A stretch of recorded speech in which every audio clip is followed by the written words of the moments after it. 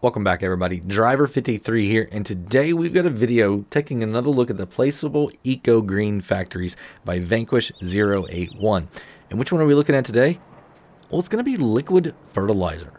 Yeah, liquid fertilizer. You get to make it yourself instead of buying it over there at the store or using pallets or a silo. I mean, this is awesome. How are you going to do it? Well, you're going to come right here to this trigger. And when you hit L3, you're going to see that this is set up like an animal dealer.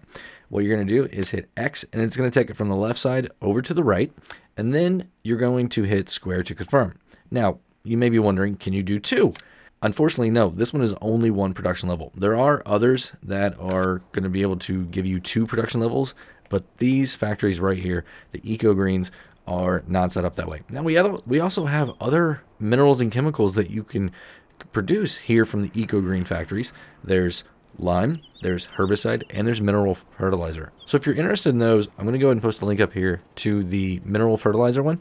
That's going to show you the other factory, how it works, and the other videos will be linked in there. So once again, here we have liquid fertilizer. Really, really awesome. And one thing I want to show you about these pallets, you can see right here, it's got a white arrow and it's pointing to the 2000. As you start taking product out of this, that white arrow right there will go down. So it'll show you exactly how much is in this pallet. That's really, really awesome. But you may be wondering, well, what's it going to take? Well, if we come around to this side over here, you can see right here is going to be a fill point for your solids. And this is actually going to be manure. So you're going to back your tipper up or trailer, whatever you have, right here and dump it in. Now, how much is it going to take? Maximum capacity on this is 100,000 liters. Next, you're going to come right back over here. And as you can see, we have a tanker here. It's got a bunch of water in it right now. It doesn't look like it. It's pretty dirty, but it is water. And you can see there's a trigger right down there. So you're going to have to back up and get your trigger to open up for you, and then you can dump it in. And this blue tank right here, like I said, is water. Max capacity is 100,000 liters.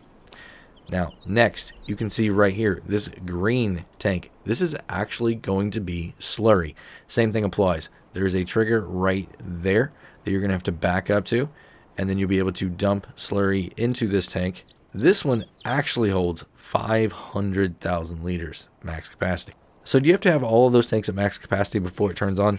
Absolutely not. As soon as you have a little bit in each one, it will kick on. What we have over here is 24,000 liters of liquid fertilizer. And you may be wondering, how long did it actually take to produce 24,000 liters of liquid fertilizer here? Well, it took 5 days exactly. Like, it was almost to the minute 5 days, which is really, really awesome. And total production per day is actually 4,800 liters. So now you may be wondering, well, how much of those inputs do I actually need total and per day? Well, let's go over that.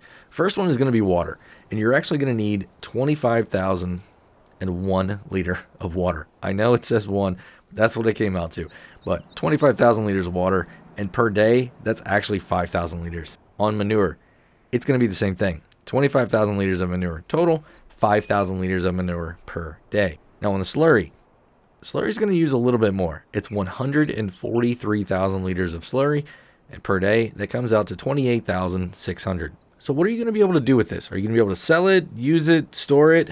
Well, you can do two of those. You can use it and you can store it. Because it's a liquid, it's going to work a little bit easier than the bulk items that you see over here on the ground.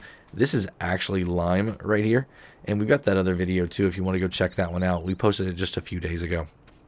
So how do you get this into your piece of equipment? Well, let me show you. What we have right here is a tractor with a sprayer on it. So we're going to turn it on. We're going to come over this way. Now I'm going to turn on my help menu so you can see that my cover is open right now. All right, so I'm going to spin around and back up to this. So with my cover open, I'm going to come right here, and I'm going to start filling. There we go, right there. As you can see, we just put 1,300 liters into this. Now, I'm going to move this out of the way, and I'm going to come back over here and show you what I was talking about with this arrow. So now you can see, if I crouch down right here, this arrow is right around 700 liters. Really, really awesome that it does that. And you can see that this one here is still up at 2,000, and that one there is way down there now. So next, what else are you going to be able to store it in? Well, you're going to be able to put it in this tanker right here. And say you have a different type of silo that accepts your liquid fertilizer here.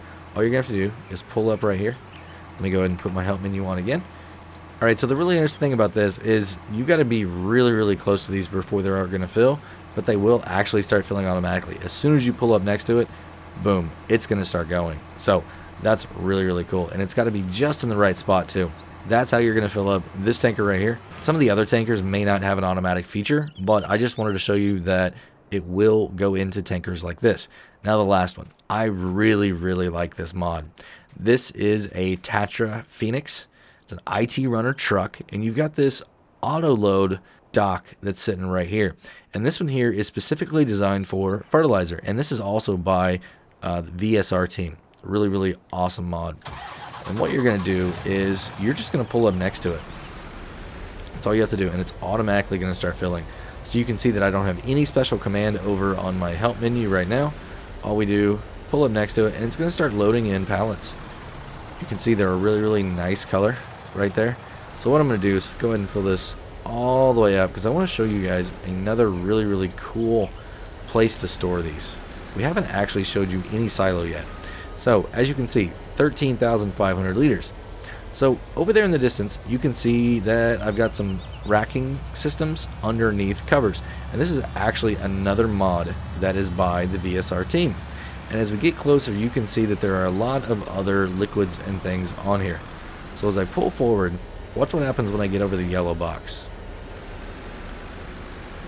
See how it actually starts disappearing? It's actually going into this silo. Even though it doesn't show it in one of those items there in the background, it is taking it. Now, say I want to come over here and start pulling some of this out. Alright, all I have to do is be over the white one right here. And you see over my help menu now it says start filling.